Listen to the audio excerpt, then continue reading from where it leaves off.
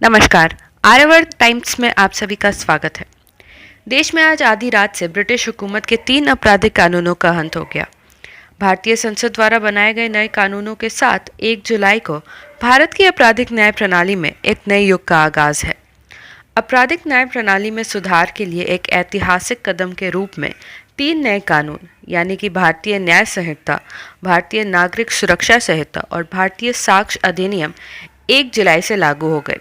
यह कानून भारतीय दंड संहिता, दंड प्रक्रिया संहिता और भारतीय साक्ष्य अधिनियम की जगह पे आए हैं। इन कानूनों को डिजिटल इंडिया का मॉडर्न कानून भी कहा जा रहा है।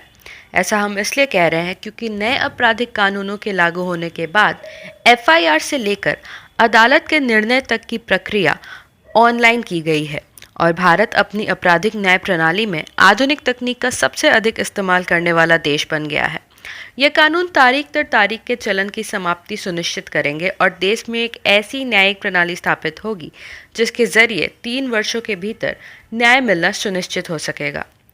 हम आपको बता दें कि भारतीय न्याय संहिता, भारतीय नागरिक सुरक्षा संहिता और भारतीय साक्ष्य अधिनियम 2023 आपराधिक न्याय प्रणाली को अधिक सुलभ, जवाबदेह, भरोसेमंद और न्याय प्रेरित बनाने का प्रयास है।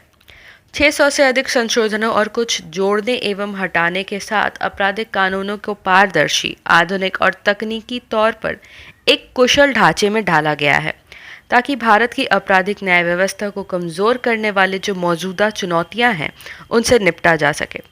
तीनों नए आपराधिक कानूनों को वर्ष 2023 में संसद के शीतकालीन सत्र में पारित भी किया गया था।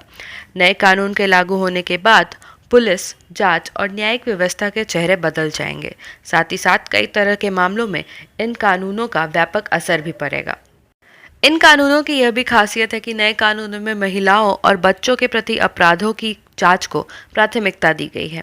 सूचना दर्ज होने के 2 महीने के भीतर जांच पूरी होगी और अब इलेक्ट्रॉनिक रूप में समन की तामील भी की जा सकेगी।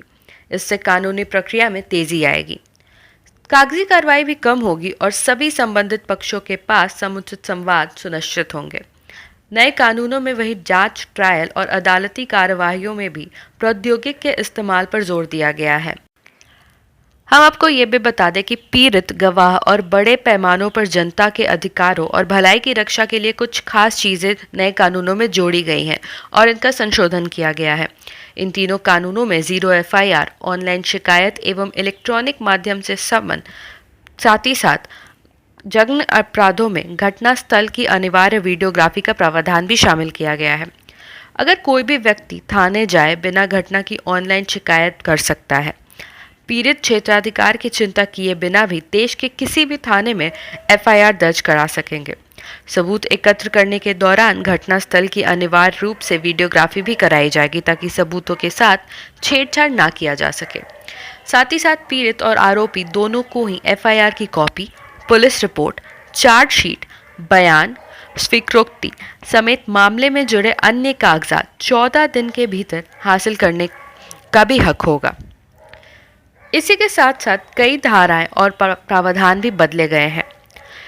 मामले को बेवजह लंबा नहीं खींचा जा सके, इसकी भी व्यवस्था की गई है। कोई भी अदालत मामले को अधिकतम 2 सुनवाई तक ही टाल सकती है। साथ ही साथ गवाहों की सुरक्षा को भी पुख्ता इंतजाम किया गया है।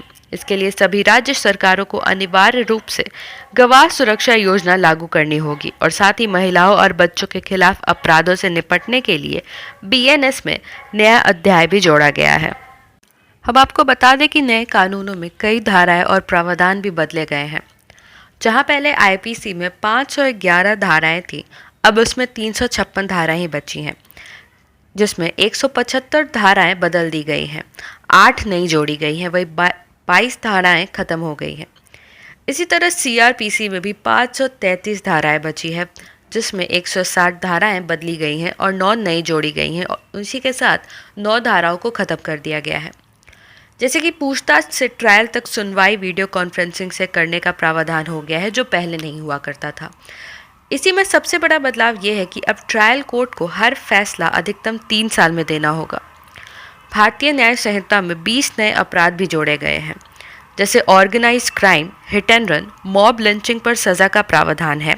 वही डॉक्यूमेंट में इलेक्ट्रॉनिक और डिजिटल रिकॉर्ड शामिल किया गया है। आईपीसी में मौजूद 19 प्रावधानों को हटा दिया गया है, वहीं 33 अपराधों में कारावास की सजा भी बढ़ा दी गई है। साथ ही साथ 83 अपराधों में जुर्माने की सजा बढ़ा दी गई है। 6 अपराधों में सामुदायिक सेवा की सजा का प्रावधान भी अब किया गया है। हम आपको बता दें कि भारतीय न्याय संहिता 163 साल पुरानी आईपीसी की जगह ले रहा है, जिसमें दंड कानून में महत्वपूर्ण बदलाव आएंगे, जहां सजा के रूप में सामुदायिक सेवा एक उल्लेखनीय परिचय है।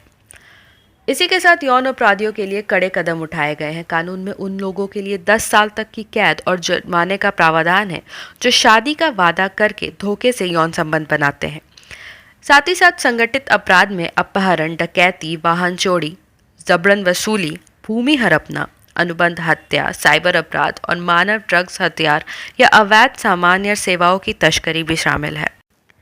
आईपीसी 1860, सीआरपीसी 1973 और इंडियन एविडेंस एक्ट 1872 ऐसे एक्ट्स हैं जिसमें ब्रिटेन की संसद, London gazette, Commonwealth, her majesty और the privy council, her majesty government, court of justice in England, her majesty dominion आदि जैसी शब्दावली भरे हुए हैं।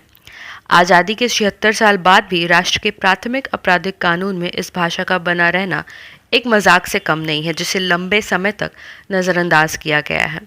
अब नए आपराधिक कानूनों को पेश करना और संस्कृत नाम भारतीय न्याय संहिता, भारतीय नागरिक सुरक्षा संहिता, भारतीय साक्ष्य अधिनियम ब्रिटिश राज्य से विरासत में मिले भारत की विरासत का अंत है और भारतीय लोकाचार के पूर्ण उत्थान की शुरुआत है। हम कह सकते हैं कि इन नए कानूनों को लेकर भविष्य में कई प्रश्न भी उपजेंगे।